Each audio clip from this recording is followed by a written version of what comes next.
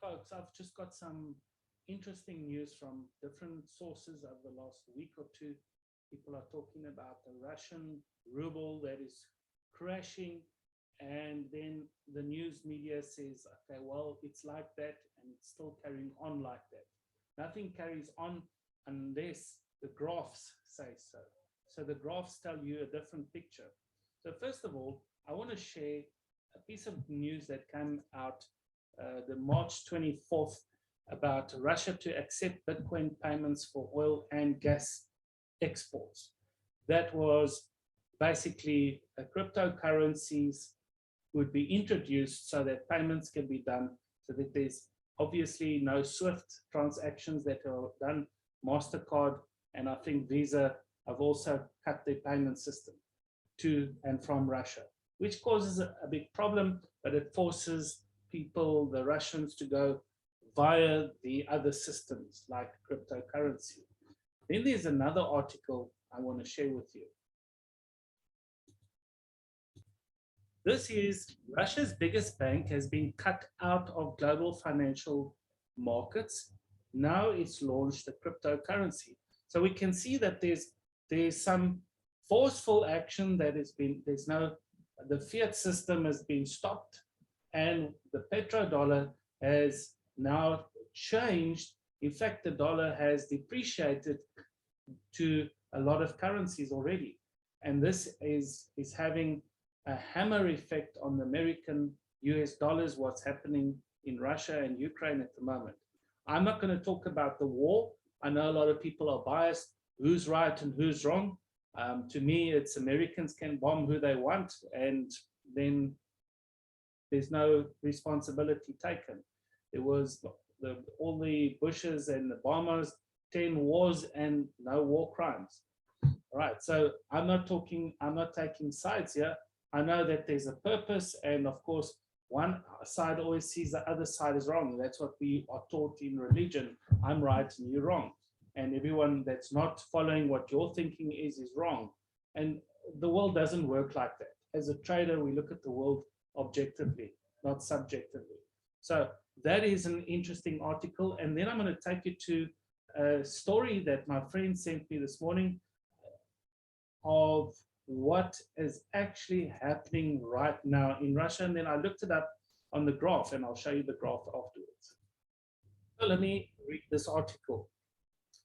If you want gas, find rubles. These are the word of Vyacheslav Volodin, the Speaker of the lower house of the Russian parliament, as reported by the BBC this week. The story follows up with a bombshell that has been scarcely reported. The Kremlin also said Russia could start demanding payment in rubles for other commodities such as fertilizer, grain, metals, and timber. You see, Russia is a rich country. They've got lots of resources, unlike North Korea, which don't even have fertilizer. So a lot of countries are depending on Russian exports or imports from Russia. This means that Russia isn't merely demanding rubles for gas and oil exports, but is going to demand rubles for commodities. The ruble requirement begins today. It won't be demanded across all energy contracts immediately, but it will be rolled out across existing contracts over the next several weeks and months, Russia says. Many European nations like Germany depend almost entirely on Russian gas to power their economies. The day that the gas stops flowing is the day that Germany's economy plunges into collapse, suffering irreversible economic damage due to mass bankruptcies of the German-based businesses. So Germany is depending on Russia to power it. There's been lots of outages all over the world over the last few years since Donald Trump stepped down. And we've seen this in Europe, and we will probably see it in the near future all over the world. Western nations cut Russia off from dollars and euros, yet they insist on paying Russia with the very same dollars and euros that Russia can no longer use. Imagine, they want to pay them in euros or dollars, but they're not allowing them to use the euros or dollars. So Brighteon.tv all sources. In fact, as long as the West's economic sanctions are in place, if Russia were to sell gas for dollars or euro, that would be the equivalent of giving away its natural resources for free. And no country is going to give its energy away for free, especially not to a group of unfriendly nations that unleashed economic warfare against you in the first place. So the Russians are very open-minded at this point of time. Look, Russians have been thinking differently. We spent time a few years ago in Russia, and they are a different mindset. We cannot expect them to think like the Europeans, the Americans, or the Chinese. They do not think like every other nation. They're a very proud nation, and they're proud to be proud nation. So watch the ruble climb as it is backed by energy, commodities, and gold. So I thought, let me just check on this. Let me just check if this is true. And it is true. Since mid-March, we've seen this happen right in front of our eyes. Let me share this screen with you.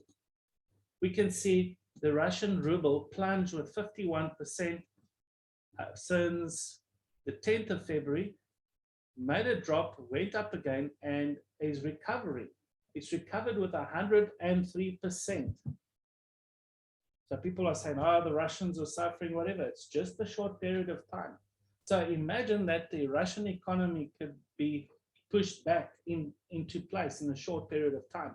And this isn't about Russians and Americans. This is about the US dollar that's been dominating the world.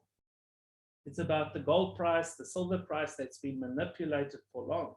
This is now a new shift in the world economies that's going to force the price of gold and silver and cryptocurrency up for a while the other economies, while the other markets stumble. Folks, this is not financial advice, just my opinion. It's some news updates I found very interesting, and hopefully you find this interesting. Don't forget to like and subscribe. See you in the next video.